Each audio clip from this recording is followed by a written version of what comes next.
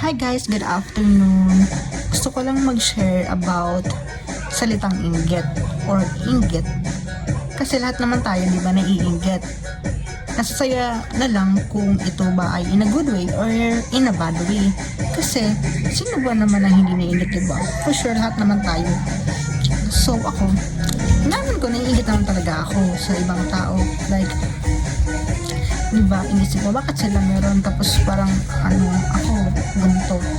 So, ginagawa ko, inspiration ko sila para magkaroon din ako ng bagay na kung anong meron sila.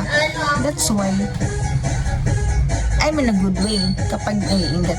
Kasi, tapos, may mga tao naman na in a bad way. Kapag naiinggit sila, tapos, sinisiraan nila yung tao na kinaiinggitan nila.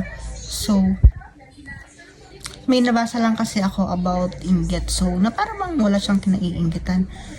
So, ang gawin na lang natin, kapag naiinggit tayo, do tayo sa in a good way. Kasi, magaan kasi sa buhay, sa pakiramdam kapag ginagawa natin silang inspirasyon. So, yan lang guys, hindi naman kasi lahat ng inggit ay pwedeng masama. So, gawin na lang natin silang inspirasyon para in a good way tayo. Thank you.